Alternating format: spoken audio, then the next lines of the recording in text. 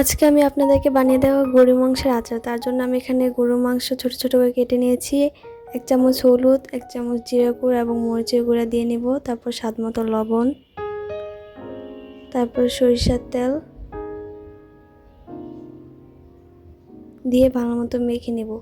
মেখে একটা কড়াইতে হালকা পানি দিয়ে সিদ্ধ হওয়ার জন্য বসিয়ে দেব।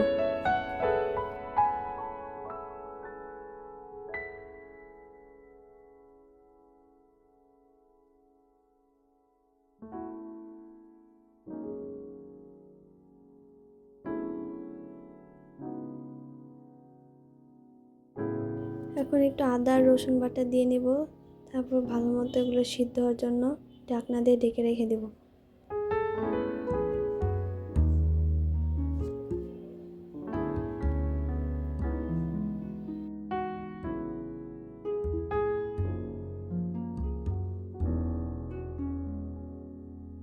পানিটা শুকিয়ে আসছে। এখন আমি ভিনেগারের পানিতে সরিষা ভিজিয়ে রেখে ব্লান্ড করে নিয়েছি। তারপর এখানে 5 ফোড়ন দিব, শুকনো মরিচ দিব 5-6টা, দিয়ে সরিষার তেল দিয়ে নিব।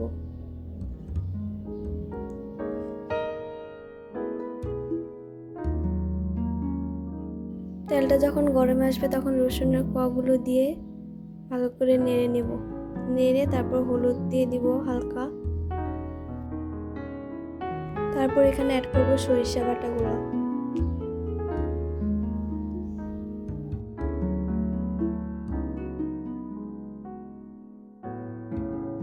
এখন দিয়ে দিচ্ছি জিরা গুঁড়া,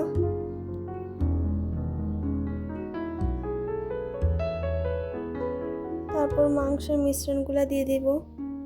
দিয়ে ভালোভাবে নেড়ে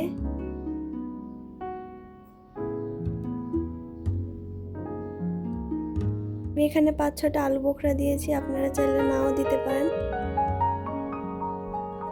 লেবুর রস দিয়ে দিচ্ছি।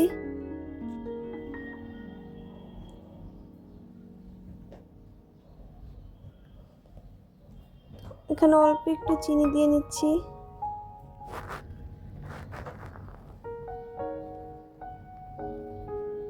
দিয়ে ভালোভাবে নেড়ে আমাদের আচার তৈরি হয়ে গেছে।